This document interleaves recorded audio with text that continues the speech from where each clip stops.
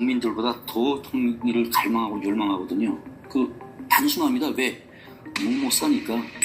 트럼프 대통령 일기 때 뭐 김정은 위원장이랑 그 순회 그 정상회담도 하고 뭔가 새로운 길이 열리면 우리도 잘 살 수 있겠구나라고 생각했는데 그것도 안 됐잖아요. 그 수많은 과정을 겪으면서 북한 사람들도 우리가 바라볼 건 통일밖에 없구나. 북한 내에 이제 그 국제 협조가 들어오고 하면서 그때 제일 많이 들어갔던 게 한국 쌀. 그때 사실 베트남에서도 쌀이 왔고 중국에서도 쌀이 왔고 동남아시아에서 쌀이 많이 왔어요. 그러나 그 쌀들을 다 먹어봐도 제일 좋은 게 대한민국 쌀이었거든요. 그 다음에 그 물살을 타고 한류가 들어왔잖아요. 드라마가 들어오고 뭐 여러 가지가 들어와가지고 사람들이 어느 순간 우리가 이때까지 몰랐는데 분단선 저 이남 쪽이 이렇게 잘 사는 나라가 됐냐? 이건 몰랐거든요. 그걸 접하는 순간 사람들이 한국에 대한 환상이라는 게 누가 강제적으로 주입시켜서 생기는 게 아니잖아요. 사실 나는 탈북민들 중에 뭐 체제가 싫어서 이것보다는 먹고 살기 위해서 온 분들이 더 많다고 생각합니다. 통일을 북한 사람들이 바라보는 통일 시각은 여러 가지인데 크게 두 가지를 볼 수 있어요. 하나는 그냥 합쳐서 잘 사는 거 평화적으로, 하나는 전쟁이라도 해서 우리가 먹든 해서라도 끝내자. 죽든 살든 지금보다는 낫겠다. 그 정도로 통일에 대한 갈망, 전쟁을 무서워 안 하는 게 사실 죽는 건 다 무서워하잖아요. 그러나 차라리 이렇게 사느니 죽는 것보다 못하다라는 그 지경까지 왔거든요. 그러니까 주민들로서는 한국을 완전히 다른 국가로 만드는 게 거부감이 들 수밖에 없는 거예요. 마지막 희망을 빼앗는 거니까. 왜냐하면 그가 간부든 그가 일반 백성이든 다 자식을 가진 부모거든요. 혹시 나는 그냥 이대로 이때까지 이렇게 살아왔는데 그냥 이대로 살다가 뭐 죽어도 된다 하지만 내 자식의 미래에 대해서 걱정 안 하는 사람이 어디 있습니까? 그러나 자식의 미래에 대해서 걱정할 때 뭔가 좀 나은 삶이 돼야 된다. 나은 삶이 답은 통일밖에 없다. 이거는 누구나 다 공유하고 있는 생각이거든요. 한국 대기업들이 들어와서 투자를 하고 공장을 세우고 일자리를 창출하고 하면 최소 내가 그에 들어가서 뭐 당장 무슨 부자처럼 살진 못해도 최소한 지금처럼 고지처럼 살진 않을 거 아니에요. 온 사이였고 거의 북한에 있을 때는 매일 탁구도 치고 네. 이렇게 가까웠는데 아쉽게도 북한에 있을 때 제가 한 번도 탁구에서는 이겨보지 못했던 그런 일기 전문가가 탁구를 잘 칩니까? 네, 그런 후배였습니다. 네.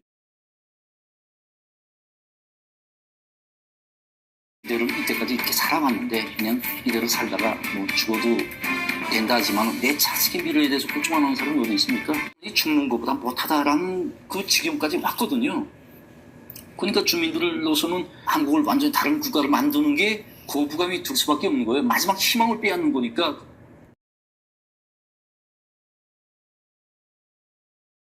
합니까? 가장 밑바탕에 걸린 문제가 뭐냐?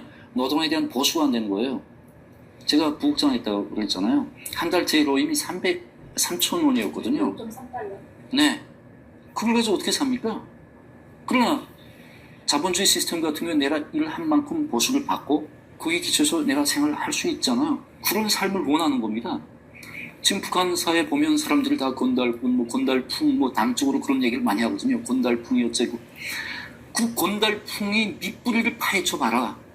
내가 나와서 성실히 일하면 일하는 데 대한 보수를 받아가지고 내가 편안하게 잘 살 수 있다고 하면 누가 일을 안 하겠습니까? 일자리가 없어서 못 하는 거죠. 그러니까 그 건달풍을 사상의 건달풍이 있는 게 아니고 실제 그 건달풍을 조장시킨 것 자체가 이 체제라는 거예요. 사실 그 핵이나 미사일 같은 경우에는 초기에는 핵시험 성공, 미사일 발사 시험 여기에 대해서 이제 우리 외교관들 뿐이 아니고 전체 주민들이 상당한 자부심을 느꼈습니다. 북한 사람들 입장에서 볼 때는 이렇게 힘든 상황에서도 이렇게 정말 과학기술이 집합체라고 할 수 있는 그런 핵 무기를 만들어냈구나.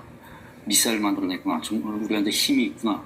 마음만 먹으면 못할 게 없겠구나라고 생각을 하면서 자부심을 느꼈어요. 근데 그게 일회성이 아니고 계속 그게 지속되잖아요.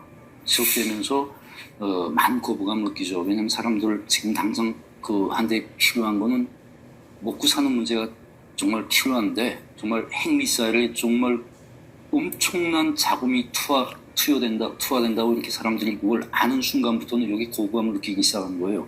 사실 그 옛날 내가 평양에 있을 때 어르신들한테 이런 말도 듣은 경우가 있거든요. 옛날 일제 때를 경험했던 분들 같은 경우에는 옛날 일제 때도 이렇게 힘들지는 않았다.